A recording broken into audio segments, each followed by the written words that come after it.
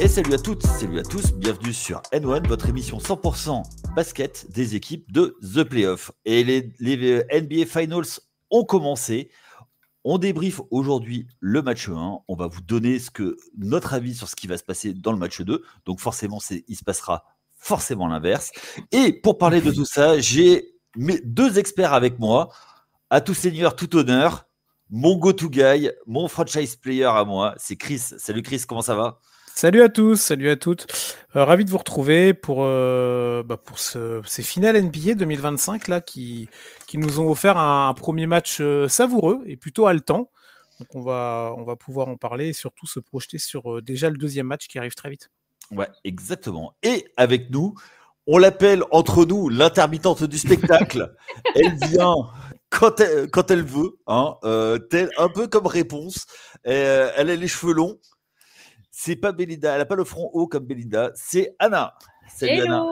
ça va ou pas? Ouais, nickel, et toi? Bah alors Ouais. Intermittent du spectacle, bah ouais, il n'y a plus Boston, donc tu sais quoi, je suis un peu en dilettante là. Tu sais que franchement, c'est quelque chose, hein, ça faisait longtemps que j'avais pas expérimenté des playoffs où genre je suis pas en stress. Ah bah oui, parce Ça, que, ça y est, c'est fini, t'as quoi. pas, face aux Knicks, t'as pas souffert, quoi.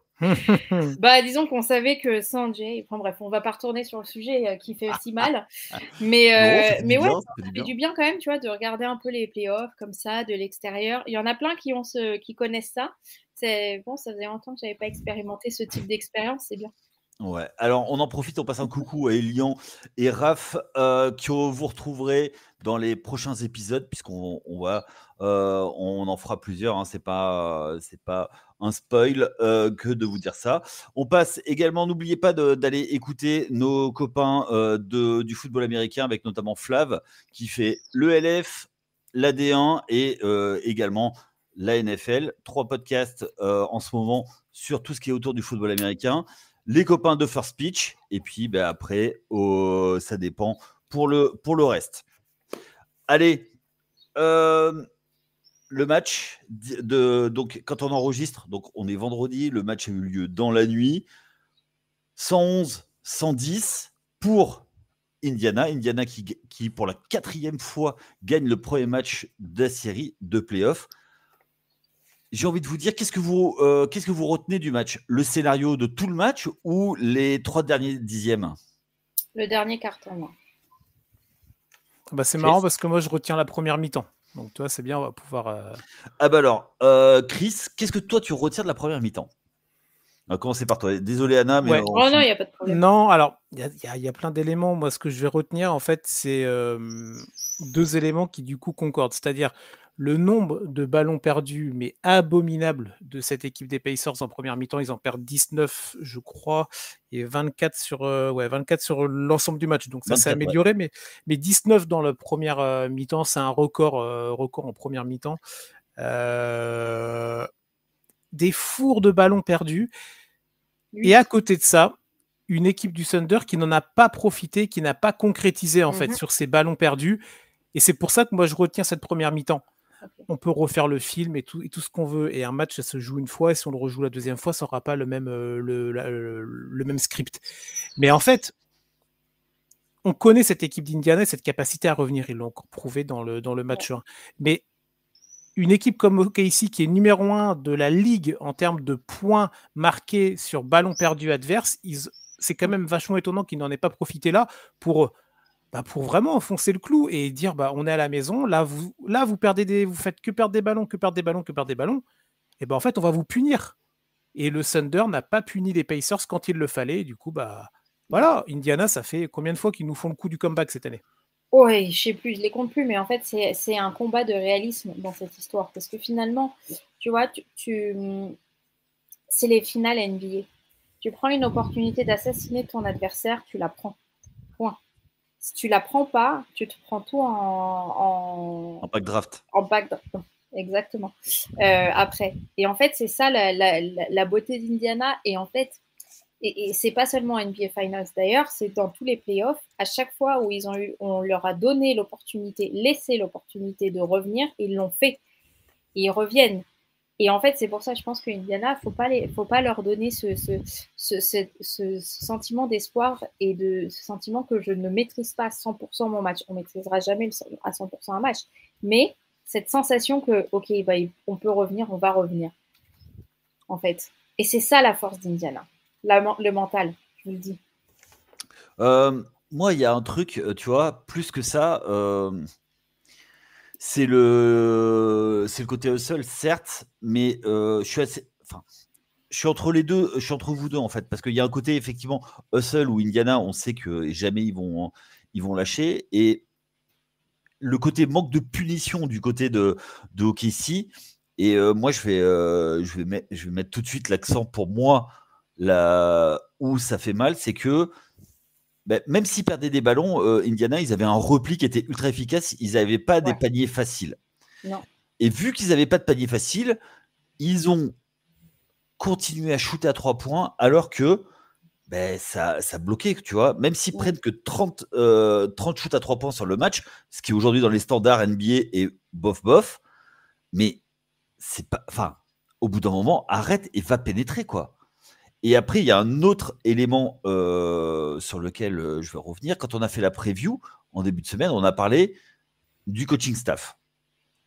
Et bien, Carlisle, il a gagné la bataille du coaching staff. D'ailleurs, j'y pensais cette nuit et ce matin quand j'ai regardé la fin du match.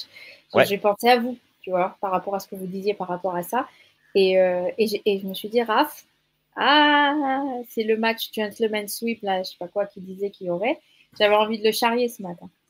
Ouais, après, moi, tu vois, là-dessus, je vais pas faire de conclusion hâtive, mais tu vois, il y a une chose que j'ai pas compris, vraiment pas, c'est pourquoi il a pas joué avec ces deux grands Marc Daigneault. Parce que ça, ouais, voilà, je pense que si vous nous écoutez, vous avez au moins suivi les highlights du match, peut-être pas pu voir le match en intégralité, mais en fait, dès le coup, même avant le coup d'envoi, quand tu regardes le line-up de départ du Thunder, il n'y a plus, du coup, c'est ça, ce duo Hartenstein et Holmgren. Et du coup, donc, tu as Chet qui est là, et c'est Cason Wallace qui est à la place. Et on en avait parlé de ce duo d'intérieur qui était performant pour le Thunder sur cette campagne de playoff, et on s'était posé la question par rapport au secteur intérieur d'Indiana, avec Miles Turner qui est quand même un 5 qui est vachement fuyant, mais qui rend des kilos à Chet Holmgren. Et on l'a vu en fait. Très vite dans le début de match, on a vu que Chet était, de mon point de vue, dans la difficulté. Parce que voilà, Miles Turner, c'est un poste 5 qui se déplace vite, qui peut shooter à 3, alors qu'il y a ses limitations aussi. Mais comme je disais, qui rend du physique. Et Chet, c'est quand même... c'est pas le plus gros gabarit de la ligue, hein, on va pas se cacher. Chet, excuse-moi, Chet, il a besoin, comme il n'est pas développé physiquement encore, il a besoin d'un goon, ce que les hockeyeurs appellent un goon, c'est-à-dire quelqu'un qui met des coups à côté. Tu peux pas le laisser tout seul, en fait. Et là, j'en parlais souvent avec Raph, c'est coach Daigneault a été sur le terrain que Carlisle avait choisi. C'est-à-dire un seul grand, vrai grand, et après des joueurs autour. C'est pas l'ADN d'OKC cette année. Cette année, l'ADN pour moi, c'est de mettre les tours jumelles, Hartenstein et Holmgren, ensemble sur le terrain et martyriser. Parce que tu dois sortir de l'équation ou Miles Turner ou Pascal Siakam. Tu dois leur faire des fautes. Obligatoirement. Et si là, tu les laisses jouer comme ça, tu vas courir après, en fait. Si tu es la meilleure équipe de la NBA, la meilleure équipe de l'Ouest, le favori, tu dois imposer ton jeu. Et il n'a pas fait. Non, et au contraire, tu as l'impression que, en fait, tu vois, on parle souvent que le match 1, ça se renifle un peu et que tu as des ajustements dans la suite des séries, tu vois. Et là, en fait, moi, j'ai pas compris pourquoi, dès le coup d'envoi du match 1, tu avais cet ajustement de la part, comme tu l'as très bien dit, de la meilleure équipe de la ligue en saison régulière, en play-off, hein, on pourra discuter, etc., avec le meilleur bilan, tout ce que vous voulez, et qui est favorite. Donc pourquoi, moi ça m'aurait moins étonné que Carlisle fasse un ajustement dans son 5 au match 1, parce qu'il est outsider et qu'il a une équipe peut-être avec moins de profondeur. Pourquoi Daigneault il l'a fait il l'aurait fait en cours de match, voilà. Mais il a même pas laissé sa chance au produit, entre guillemets, un produit qui a performé sur ces playoffs, tu vois. Ouais. Donc, moi, je t'avoue, j'ai pas compris. Et juste après, je laisse la main à Anna si tu veux. Mais on a vu dans le premier quart-temps, quand Hartenstein est rentré sur le terrain, l'impact positif qu'il a eu pour le Thunder. Du rebond offensif, du point de seconde chance, ce que fait Hartenstein, en fait, hein, ce qu'on avait vu au Knicks, c'est ce qu'on a vu au Thunder. Et en fait, il a apporté. Donc, tu te dis, mais en plus, le gars, quand il rentre sur le terrain, bah, tout de suite, il permet à OKC, j'ai trouvé, de redonner un petit coup de fouet à l'attaque. Donc, j'ai trouvé que dès le début, il y avait une sorte de pari perdant de la part de Denio. Après, il ne faut pas oublier, c'est une équipe jeune qui ne connaît pas les finales. Non, mais on en avait parlé, Yannick. On s'était dit, cette équipe-là, il fallait qu'elle prouve. Bah, quand tu es en finale et sur la plus grande scène, tout le monde doit prouver, et Denio aussi, tu vois. Donc là, je trouve qu'il y a une erreur. Il y en a d'autres, mais celle-là, la première. Anna, toi? Ouais, je suis assez d'accord avec tout ça. Maintenant, alors, moi non plus, je comprends pas tellement ce choix tactique de Denio et en fait, j'essayais de trouver une réponse là, et de voir s'il n'y avait pas eu des trucs qui avaient été dit dans la conférence ou quoi. Bon, j'ai pas trouvé encore, mais si je trouve, je vous le dis. Et en fait, je me dis que du coup, est-ce que c'est pas le match qui va permettre un petit peu à OKC de dire, de se transcender sur ce côté-là un peu. Ok, bah maintenant il faut qu'on profite de ces ballons perdus, un peu plus d'impact. Alors en défense, voilà, c'était pas insurmontable parce que la preuve en est que non, mais en tout cas, on était bien. C'est peut-être plus cet instinct de killer qu'il faudrait qu'ils aient. Alors, je pense pas que ce soit du côté de Shai pour le coup, mais peut-être un peu plus des autres joueurs. Mais par contre, moi, je rends hommage aux Pacers en fait. En fait, je regarde ce que j'ai vu, ça m'a fait kiffer. Enfin, pas la première mi-temps parce qu'évidemment, bon, voilà, les ballons perdus et tout, c'est frustrant. Mais alors, cette deuxième mi-temps, avec ce retour et ce jeu et ces blocs, j'ai bien aimé, quoi. J'ai bien aimé ce que j'ai vu. Je trouvais que c'était... en termes d'envie, si tu veux, je pense que les Pacers, sur ce match-là, et je dis pas que c'est une vérité vraie, mais en tout cas, les Pacers ont donné l'impression qu'ils en avaient plus envie ou qu'ils comprenaient plus la portée du moment et que ça les intimidait pas. Et qu'au contraire, le fait d'être à l'extérieur, etc., ça les a encore plus, tu sais, à l'image d'un Haliburton très provocateur. Viens, on va aller piquer, on va aller choper ça, on va se reprendre et tout ça. Donc, je pense que c'est peut-être une erreur tactique de Denio dont les Pacers, en fait, ont pris avantage. Après, je ne sais pas si c'est le cas sur tout le match. Et je pense que dès le match prochain, ça sera réajusté du côté OKC. Mais voilà. Moi, je pense que, en fait, Denio, il a fait preuve de faiblesse. Pour une raison très simple. C'est qu'il a eu peur de Siakam. S'il change son ajustement, c'est justement pour que Chet Holmgren ne soit pas sur Siakam. Et mettre Wallace sur lui. Et je suis désolé, mais quand tu es la meilleure équipe, c'est pas toi de t'ajuster, en fait. Et alors, peut-être qu'on apprendra qu'il y a des blessures, des choses comme ça. Mais là, aujourd'hui, le truc, c'est que, et on le sait, tu sais que si du côté des Pacers, tu leur laisses la moindre chance, ils l'ont montré. Ils ont gagné 2 fois les 2 premiers matchs à Cleveland, les 2 premiers au Madison Square Garden. Tu sais que si tu... Et puis, de la même façon, en fait, si tu veux. Tu vois, ils marquent tout de suite un peu en voleur de mobilette, tu vois. Et derrière, tu vas t'obliger, te mettre la pression tout de suite, quoi. Ça veut dire que le deuxième match, et on va en parler tout à l'heure, c'est do or die pour OKC, quoi. Et autant, tu vois, face à d'autres équipes, ouais, mais ça peut passer, même à l'Ouest. Là, le problème, c'est qu'on sait que cette équipe, c'est dans l'ADN des Pacers. Ils sont capables d'aller plus loin. Après, on va quand même donner du crédit du côté de des Pacers, ils ne sont jamais laissés trop distancés. Ils sont toujours restés. Ils ont fait le vrai match de trailer. Moi, j'ai l'impression d'avoir vu une équipe un peu comme ce que je voyais dans les années, au début des années 2000 en National 3, tu vois, l'équipe de vieux briscards qui savait quand elle était à l'extérieur, on reste entre 5 et 10 points de retard et à la fin, on va pilonner, on va les marquer et on repart. Merci monsieur, dame, au revoir. C'est se faire vachement confiance sous la pression. Et force est de constater que ça fonctionne. Mais c'est la marque de fabrique des Pacers. Aujourd'hui, tu ne peux pas laisser des Pacers entre 15 et 10 points, tu vois, de retard à la fin du troisième. T'imagines que tu as 15 points enfin, à la mi-temps, tu es à touche-touche, tu es à moins de 5 points avec combien 19 balles perdues pour Indiana.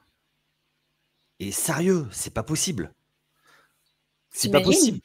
Donc ça veut dire que, alors ok, sur les balles perdues, il y a eu des fautes offensives, il y a eu plein de choses comme ça, tu vois. Il n'y a pas eu que des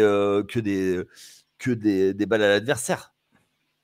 Mais enfin, c'est pas possible, quoi. Tu vois, 19 balles perdues, normalement, t'es à 20 points derrière. Ouais. Ah, mais regarde, même 20 points, Indiana, c'est pas un gage, parce que comme disait Anna, faut pas les laisser avec un écart de 10-15 à la fin du troisième. Mais même, il y avait 15 points, le plus gros écart du match. Il est de plus 15 pour le Thunder, et on est à 9 minutes 40 dans le quatrième quart-temps. Il reste 9 minutes 40 dans le quatrième quart-temps. Et comme ils l'ont fait contre les Bucks, comme ils l'ont fait contre les Cavs, comme ils l'ont fait contre les Knicks, à chaque tour, ils ont fait la même chose, toi. Et tu te dis, bon, allez, là, ils vont jouer la meilleure défense de la NBA, ils vont tomber sur un os, tu vois. Mais non, encore une fois, ils y arrivent, tu vois. Et il y a eu des ajustements en deuxième mi-temps parce qu'il y a beaucoup plus de points marqués par cette équipe d'Indiana en deuxième mi-temps qu'en première, parce qu'ils se sont ajustés par rapport au mur défensif qu'a pu proposer le Thunder. Le Thunder s'est un petit peu relâché aussi, je trouve, dans les efforts des deux côtés du terrain. Ça restait très sérieux, mais t'es en finale, tu dois être pendant, comme l'a dit Shea, un match c'est 48 minutes, tu vois. Et la concordance des deux a fait que, en fait, c'était du terreau fertile pour cette équipe des Pacers, et il ne faut pas leur en donner autant, tu vois. Alors, je reviens là-dessus. Moi, je pense que, du coup, pour moi, c'est le coaching de Rick Carlisle qui permet ça. Il donne l'assurance à ses joueurs, il donne le cadre de jeu en disant « Ok, maintenant, on va revenir sur ce qu'on sait faire. » Et voilà. Et je pense qu'il y a quelque chose là-dessus. Un truc aussi dont on n'a pas parlé, c'est que du côté d'Indiana, tu n'as aucun joueur à plus de 20 points. Oui, je voulais en parler. Aucun joueur, mais tu as 6 joueurs à plus de 10 points. C'est quand même un luxe quand en face, tu n'en as que 4 qui ont passé plus de 10 points. Ouais. Tu vois, il y a une sacrée différence entre Shai et Lou Dort, par exemple. Tu vois. Et Lou Dort, qui est pas censé être la deuxième option. Ben oui. Ouais, et il met 15 points parce qu'il a une adresse de folie à 3 points, il est à 5 sur 9. Et on sait que Lou Dort, dans ses playoffs, il est à 5 sur 9 en ratant les deux premiers 3 points ses 2 premiers 3 points du match, je crois. Oui, il fait un 5 sur 9. Du coup, il fait un 5 sur 7, finalement. Tu vois. Ouais. Mais de toute façon, je crois qu'il y a eu le banc des Pacers. Ça va dans ce que tu dis, Yannick. Tout le monde a marqué des points. Obi Toppin. Il vient d'où, Obi Toppin, Yannick? Tiens. Ouais. On va pas renouveler, mais c'est pas grave. Non, mais tu vois, 6 sur 9 non, 5 sur 8, pardon. Longue distance, 6 sur 9 au global, 17 points, 5 rebonds, il a apporté. McConnell, il a apporté 9 petits points. Mathurin, c'était des points sur la ligne. Juste une chose, McConnell, quand est-ce qu'il marque ses points? En première mi-temps, quand ils prennent le bouillon. Quand ils prennent le bouillon, machin, hop, McConnell, il met toujours le petit panier, en fait, qui les évite de basculer dans le trop. Tu vois, et c'est ça, en fait, Indiana. C'est t'as des joueurs qui font un tout petit truc qui fait que ils basculent pas. Bon, après, on va parler de ce qu'il y aura à faire. Mais si tu limites pas, ou si tu n'arrives pas à enfoncer le banc d'Indiana, ça va être compliqué, quoi. Ouais. Tu te rends compte que, sur ce 4e carton, je reste là-dessus parce que ça bouge, c'est magnifique. Le time-out, ok, de Carlisle, à 9,42, il reste 9 minutes, je sais pas quoi. Et à partir de là, les Pacers mettent un 32-16 à OKC. Sur une des meilleures défenses de la ligue, tu mets 32-16 dans le 4e carton en finale NBA. Enfin, c'est quand même un truc de fou. Mais je trouve ça complètement lunaire, en fait, de voir un truc pareil. Il y a les deux. Il y a à la fois le 32, mais le 16. Ah oui, c'est ça. Non, le 32, bon, ok, mais le 16 derrière. On est où, là? Et puis, Shai, si vous avez le chiffre de qu'est-ce qu'il a marqué au 4e, je sais pas. Hein. C'est compliqué de lui tomber dessus quand même. Non, je lui tombe pas dessus parce qu'à 38 points et avec tout ce qu'il a fait, il était au four et au moulin. Non, mais le truc, c'est que ton leader, tu dois le voir au 4e carton dans ces moments-là, en fait. 38 points, mais que 3 passes décisives encore. Et voilà. Oui, parce que l'adresse générale du Thunder est très mauvaise aussi. Oui. Donc après, quand tu as une mauvaise adresse, c'est sûr que c'est ça. Et ils sont à 39 sur 98. Ouais, c'est pas la folie non plus, tu vois. Oui, mais en fait, si tu veux, regarde, juste un truc. 40%, voilà. 98 shoots au total. En face, ils en ont 82. Ouais, tu as 16 shoots d'écart, c'est énorme. Eh oui, ça s'explique par les pertes de balles. Tu vois, oui, mais ça revient à ce qu'on disait tout à l'heure. Ils n'ont pas puni sur les occasions qu'ils ont eues. Voilà. Et en plus, au rebond, ils se sont fait défoncer. Il y a 56 rebonds à 39. T'imagines?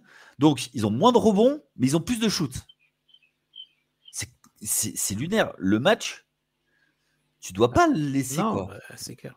Après, c'est toujours pareil. Hein, c'est une photographie, un match, voilà. Mais c'est une belle occasion perdue pour le Thunder qui avait vraiment la carte en main, qui avait des cartes pendant tout le match. Et moi, je vais juste vite fait revenir sur Daigneault parce qu'il y a cette histoire de duo là, dans la raquette au début. Ça m'a fait tiquer. Et pareil, tu le vois dans le deuxième carton. Je crois que c'est ça. Dans le deuxième carton, il fait jouer le jeune EJ Mitchell. Je ne vais pas dire de bêtises sur la prononciation, mais je crois que c'est ça. Alors, c'est bien, on n'a fait que louer la profondeur du Thunder qui avait limite 2-5 dans la rotation, tu vois. J'ai pas trop vu l'intérêt de faire jouer ce jeune joueur. Il y a Aaron Wiggins aussi qui a eu du temps de jeu. Il a eu à peu près 10 minutes. Mitchell, il a joué peu. Il a joué 4 minutes, mais t'es pas non plus obligé d'ouvrir à 12 ta rotation, tu vois. Tu es en finale NBA, on sait que tu as de la profondeur, mais c'est bon. Entre Caruso, Hartenstein, qui du coup était sur le banc cette fois-là, ou Kesson Wallace quand ça va tourner, et Isaiah Joe, c'est bon, tu as tes 8, tu as tes 9, tu vois. Pourquoi aller chercher des mecs qui ont peu, voire pas du tout joué, pour des impacts en plus très limités? Donc ça, et dernier point, c'est très personnel, mais j'ai trouvé que SJ était un peu trop absent dans le début du 4e carton. Ça allait de pair avec le fait qu'à ce moment-là, il y avait le plus gros écart du match pour OKC, tu vois. Donc, il y a eu, je pense, de mon point de vue aussi, ce côté un petit peu, bon, on a mené 9, 10, 12 points pendant tout le match. Là, on est à plus 15, plus gros écart du match. Non, tu l'as pas enfoncé au premier mi-temps. J'ai pas compris pourquoi. Mitchell, il joue en première mi-temps. Hein. Oui, au deuxième carton. Ouais, mais je trouve que c'est pas mal. Alors après, tu vois, je vois pas l'intérêt de faire sortir un mec là en match 1 des finales, tu vois. Alors, c'est un gars qui est quand même en haute estime là-bas. Oui. Et moi, j'avais un de mes coachs qui disait toujours, tu sais, en première mi-temps, quoi qu'il se passe, t'essayes tous tes joueurs. S'il fait le match de sa vie, tu sais jamais. Donc, tu vois, il a joué ses 4 minutes. Bon, il prend 3 shoots en 4 minutes, c'est un peu beaucoup, et notamment un parce qu'il prend un rebond offensif, il tente un flotteur. Je passe le bonjour à Romain Leroy s'il nous écoute, qui dirait que si tu tentes un flotteur, tu mérites une tarte dans la gueule. Mais bon, bref. Mais voilà. Enfin, là-dessus, c'est pas là-dessus, moi, ça me chagrine le plus, tu vois. Mais non, mais moi non plus, je te dis pas que c'est ça qui a fait que le Thunder a perdu. Mais en fait, c'est 2, 3, 4 coups de coaching ou tentatives qui, pour moi, étaient pas bonnes. Mais c'est pas le moment, en fait. Ouais, exactement. C'est ça. C'est pas le moment. C'est pas le moment de faire des tests de starting line-up en match 1 à domicile. Et c'est pas le moment de faire sortir des mecs que tu ne comprenais pas, même 4 minutes. Je suis désolé. Après, tu vois, juste une chose, Mitchell, c'est un gaucher. Oui, non, mais d'accord, c'est un gaucher parce qu'il fait du 42 et parce qu'il porte des chaussures vertes, il va rentrer 4 minutes. Alors là-dessus, après, c'est pas ces 4 minutes qui font faire tout. Non, mais c'est l'ensemble de l'œuvre de Daigneault que je critique. Non, mais ce que je veux dire, c'est que tu vois, il a peut-être mis juste pour voir Haliburton s'il défend sur un gaucher, comment ça se passe. Est-ce que voilà. Ouais, mais tu fais pas ça tout de suite. C'était. T'essayes, t'as 4 minutes, tac, tu lui dis voilà, tu vas l'attaquer comme ça. Parce qu'en fait, le peu où il a été sur le terrain, et il a il a été extrêmement agressif. Donc, tu vois, peut-être qu'il a demandé quelque chose de très spécifique pour peut-être la suite de la série. On verra. Donc, mais après, c'est peut-être le seul truc que j'ai réussi pour défendre Coach Daigneault, sur lequel, je vous rappelle, il y a 2 ans, moi, je pensais qu'il allait sauter. Mais voilà. Après, personne il y a 2 ans pensait que OKC sera en finale NBA non plus. Hein, donc, c'est clair. Ni Indiana, d'ailleurs. Mais bon, je pense qu'on est quand même sur un Game 1 et que Indiana a pris l'opportunité de prendre ce match et de reprendre l'avantage du terrain. C'est important. Et mais je suis pas sûre que cette occasion elle se représentera sur les matchs, tous les matchs de la série. Je pense que c'est un match qu'elle a gagné, qu'ils ont gagné. Bref.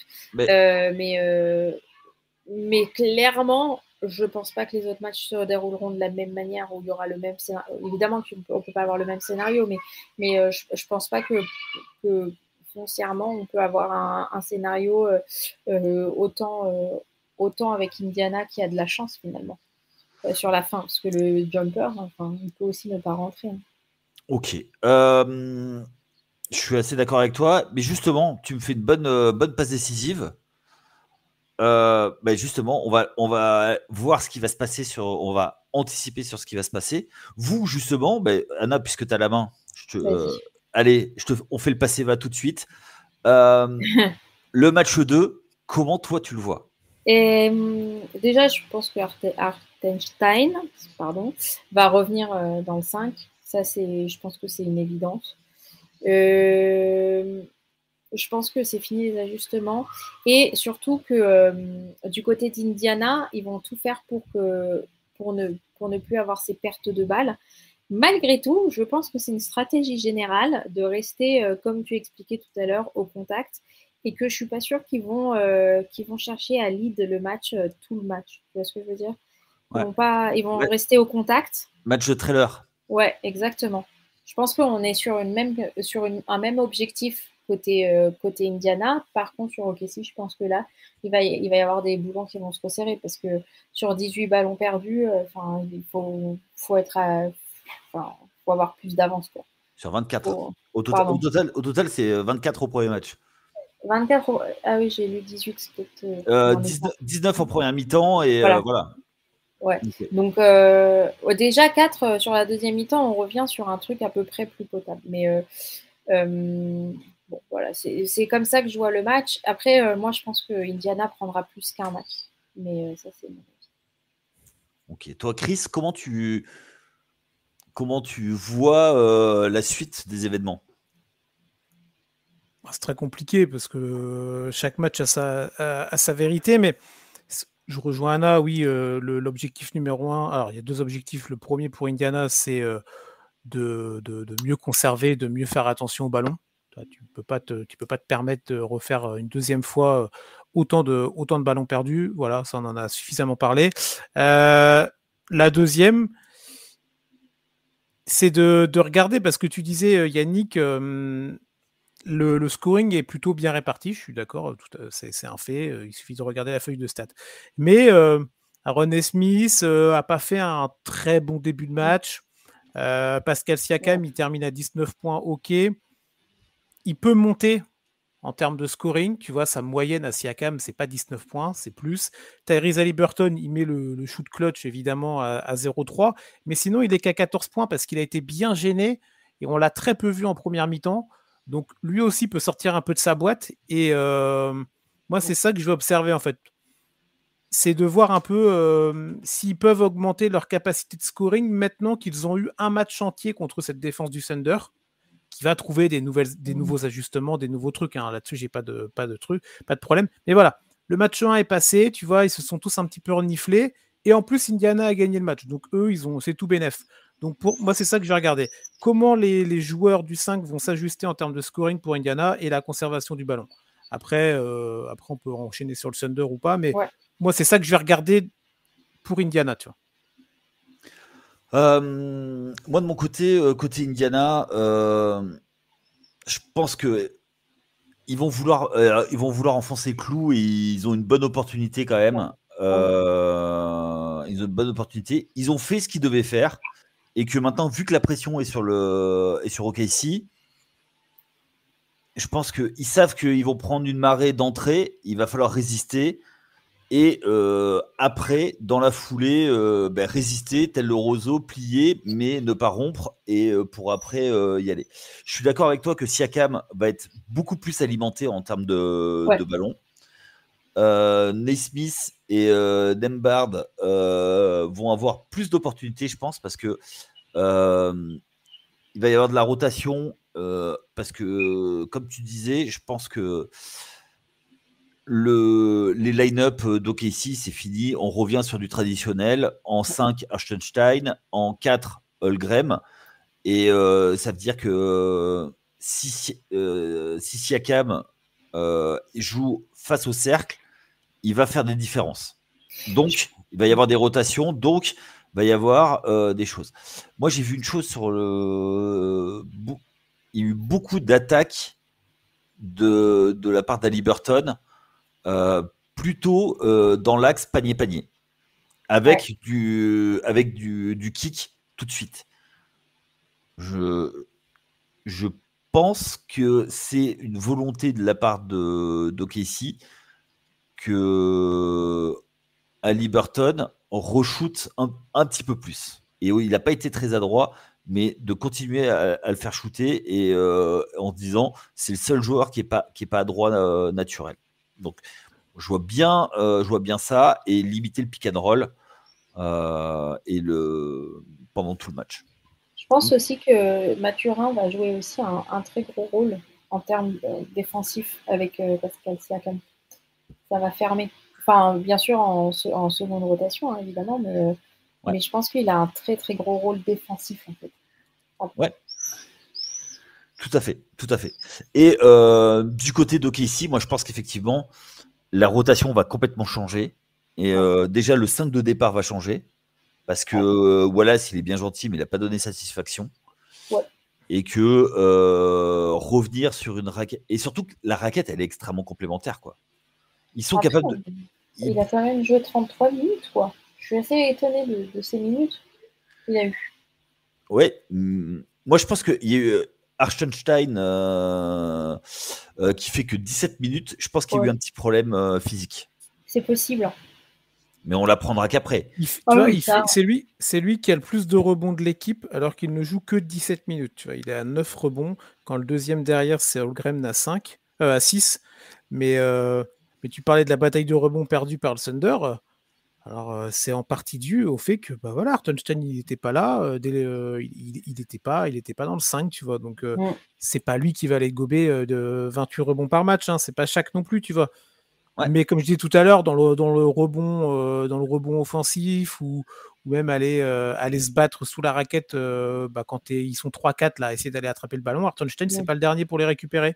Ouais, exactement. Donc, et on sait que tout est important dans ces matchs-là, dans ces moments-là.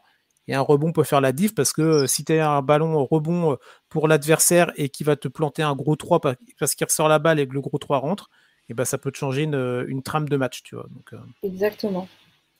Il y a plein de clés sur ce match 2. Hein. J'ai hâte. Et alors, je me permets pour OKC, Yannick, rapidement, mais Jalen Williams, moi, je l'avais... alors, je ne vais pas cracher dessus, évidemment, mais on en avait parlé dans la preview que j'avais faite avec toi et Raph.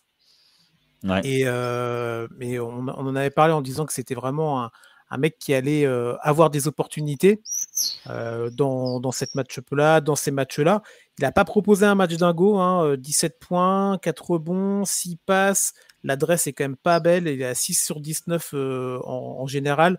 Donc, lui aussi va devoir step up parce que chez Gidjou, c'est à 38, il va pas pouvoir mettre 40 points dans la série, même si c'est le MVP, si vous voulez. Mais voilà. Et Lou Dort, il ne mettra pas 15 points avec un pourcentage d'adresse à 3 points comme il a pu avoir au match 1. Donc, Jalen Williams, pareil, il va devoir hausser le niveau de jeu si ça veut être vraiment le lieutenant, le joueur B, comme je disais à Yannick, je crois, le Jalen Brown des Celtics, tu vois. Il va falloir qu'il hausse aussi son niveau de jeu et qu'il soit plus adroit. Donc, c'est ce que je vais observer. Tout de suite, il va falloir qu'il soit tout de suite agressif, offensif, et je te rejoins sur le côté un peu marré, Yannick, dont tu parlais, que va proposer OKC dans le match 2. Ouais, parce que moi, il y a une chose, c'est que, tu vois, SJA, très bien, il marque ses 38 points, mais un meneur, il doit aussi mettre en rythme ses coéquipiers. Ouais. Il met pas en rythme ses coéquipiers, il squatte la balle. Alors, ok, il va prendre un pick and roll, et après, il va faire du drive and kick. Mais si tu veux, c'est du catch and shoot, quoi. Donc, il a fait plein de flotteurs aussi, plein d'actions smooth, là où tu vois, il change, le ballon change de main quand il est en l'air. En première mi-temps en particulier, moi j'ai 3-4 actions comme ça où il drive vers le panier. Et voilà, toute son élégance et sa façon de jouer que tout le monde apprécie pour les observateurs de basket. Il l'a fait aussi, tu vois. Il a eu, il a pas. Je suis pas nécessairement d'accord sur le côté squattage de ballon, tu vois. Mais en même temps, il est MVP. Il va pas donner, ça va pas être la troisième option, Yannick, tu vois. Ouais, non, mais on en revient 30 shoots et 30 shoots pour ça doit être le MVP. 30 shoots pour un meneur. Ouais, mais ça va, il a 14, ça fait 50%, tu vois. Oui, mais le truc, c'est que, en fait, je pense que dans le plan défensif, c'était de dire, ok, on laisse scorer et les autres, on se laisse pas battre. Non, mais ça, oui. Je pense que c'est aussi une question je vois pas tellement d'options de jeu, en fait. Parce que en même temps, si le 5, il est dérangé de cette manière-là et que, bon, ok, ils savent jouer avec toutes les rotations, ok. Dans NBA Final, tu vas vers les automatismes. Tu changes ton 5 avec qui tu as les meilleurs automatismes de fait. Je pense que ça change aussi beaucoup de choses. Malgré tout, c'est pas ça qui va changer toute la conjoncture du match, mais je pense que ça joue. Mais 3 passes d'ess quand tu es un meneur, pour moi, c'est un peu un red flag. Ouais, complètement. Et après, surtout, c'est que en fait, c'est le rythme de tes coéquipiers. Ouais. Parce que quand tu fais l'essuie-glace, machin, ok, c'est ton MVP, mais tu fais l'essuie-glace, tu cours, tu vas te mettre dans le corner et t'attends, et tu reviens, tu retournes en attaque, tu te dépouilles en défense, et au bout d'un moment, tu dis, flemme, quoi. Ouais, après, ça va, c'est pas tous des Rudy Gobert non plus, tu vois, sans lui faire offense, mais tu vois, tu parles du côté essuie-glace, c'est l'exemple qui me vient. Tu vois, combien de fois, époque Utah, même Minnesota, bon, c'est un autre débat, on disait, il touche pas la balle, il touche pas la balle. On n'en est pas dans cette situation-là, ok, ici non plus, tu vois. Non, mais à Utah, il avait à peine passé le milieu de terrain que Donovan Mitchell avait shooté. Oui, voilà, c'était la petite passe gratuite pour Donovan Mitchell. Mais le joueur préféré de Raph, voilà. Presque. Voilà. Mais si tu veux, moi, c'est plus dans la gestion du rythme et des coéquipiers. Tu vois, c'est ça qui me. C'est le côté leader. Je pense qu'il est leader dans le vestiaire, tout ça. Oui, mais bon, en fait, c'est pas que je m'en fous du vestiaire, mais c'est que là, c'est la loi du terrain, quoi. Ouais. Après, encore une fois, match 1, finale NBA, première finale, jeune équipe, tout ça. Voilà. On va leur donner le bénéfice du doute. Mais Indiana, franchement, ils ont la niaque, quoi. Ouais. Et Indiana fait beaucoup plus de pick and roll dans l'axe panier et OKC les a fait plus à 45 degrés aussi. Et derrière, je trouve que tu vois, les angles sont pas les mêmes. Et j'aimerais bien que du côté d'OKC, on en fasse aussi dans l'axe. Parce que tu vois, avec notamment avec Hartenstein, pouvoir, parce qu'il a une capacité de passe, tu vois, sur un short roll qui pourra ouvrir le jeu beaucoup plus que ce que ne le fait SJA. Ouais, ça donne quoi? Ça donne un partout ou 0-2 ou 2-0 selon quoi? 2-0. Ah oui. Oh. Ah ouais, moi je suis pas. Moi, j'ai aucun problème. Je l'avais dit d'ailleurs, quand on en parlait avec Raphaël, j'étais très étonnée de vos De pronos. nos scores, ouais. Moi, je pense qu'il y a 2-0. Bah, si on reste dans une configuration comme ça, il y a 2-0. Sur la preview là qu'on avait faite la dernière fois, moi ça avait coupé avant la fin, donc j'ai pas pu donner mon prono. Oui. Du coup, j'avais parlé de 4-0. Hein. J'avais mis 4-0 KC, tu vois. Je voyais pas. Alors après, voilà, c'est des faits de jeu, c'est comme ça. Mais encore une fois, tu vois, il y a 0-2 avec encore un match dans une dramaturgie machin. On dit bon bah voilà, c'est Indiana depuis ses playoffs. Mais bon la nature me donnerait quand même, me dirait d'aller plutôt vers le 1 partout et vers une logique sportive, tu vois. Je suis d'accord. Ils ont mené 0,3 dixième du match, tu vois. Oui, mais ça suffit. Oui, en fait, c'est les dernières. Oui, ça suffit. D'accord, mais... Non, mais c'est une question d'opportunisme. C'est sur ça que tu gagnes des matchs. Bien sûr. Mais c'est pour ça que je te disais le côté naturel qui me fait aller sur un match où... Après... Donc moi, je mets 1 partout. Mais bon. Tu as raison sur ça. Parce qu'il y a aussi le fait que cette configuration ne se représentera pas à chaque fois et qu'ils n'auront pas cette opportunité-là à chaque fois de recoller au score et de trucs, machin. Ouais. Maintenant, moi, je pense que Indiana, ça leur va plutôt bien, ce côté outsider. Et je pense qu'ils ne veulent pas de ce côté favori. Ouais, et ça leur va très, très bien. Oui, mais là, ils ne le seront pas, justement. Maintenant, ils le sont. Ils le sont toujours. Alors là, ils sont toujours outsiders. Alors là, j'ai aucun... Qui, Indiana? Bien sûr, Indiana, ouais. Mais bien sûr qu'ils sont toujours outsiders. Mais ils reprennent l'avantage du terrain. Mais ils sont d'accord. Mais non. Mais en fait, même s'ils ont l'avantage du terrain, dans la considération générale, ils se nourrissent de ça. Et l'exemple, putain, c'est Pascal Siakam. Pardon, on parle, tout le monde parle de Tyrese Haliburton, etc. Mais Pascal Siakam, il est quand même champion NBA avec Toronto, frérot. Toronto. Genre, il n'y a pas plus outsider que ça. Non, mais tout ça, et arrêtez cet anti-canadisme. C'est pas parce que c'est le Canada. Non, mais bon, une chose est certaine, c'est que sans Kawhi, ils ne sont pas champions. Mais ça reste une opportunité, un opportunisme fou et une envie d'outsider. Pascal Siakam dans cette équipe, je te le dis, psychologiquement, ça te donne un truc. Et c'est le seul champion NBA dans les deux équipes, tu vois. C'est le seul qui a cette expérience-là de gérer une finale, finalement. Ouais. Mais toi, Yannick, tu dis quoi, Yannick, toi? 1 partout ou 0-2? Alors, vu que j'aime pas Indiana et que je suis un expert en prono... On rejoue le match. Allez. Non. On rejoue la dernière seconde, même, tu vois. Je suis hyper partagé. La logique veut que ce soit OKC, mais Indiana, ils ont gagné déjà 2 fois et jamais 203, tu vois. Ils peuvent repartir à 2-0, tu vois.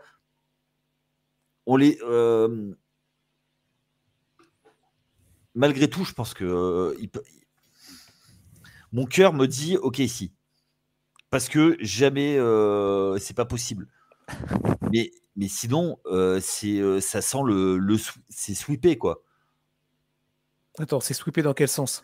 Ça veut dire que si OKC ne gagne pas, la série est finie. Oh, la dramaturgie. Non, bah alors là, pour le coup, je pense pas non plus, tu vois. Et alors, tu vois... Tu me parles de pas faire de conclusion hâtive, Yannick, en off. En train de me dire que s'il y a 0-2 en sortie du Thunder, écoute, ça va dépendre de...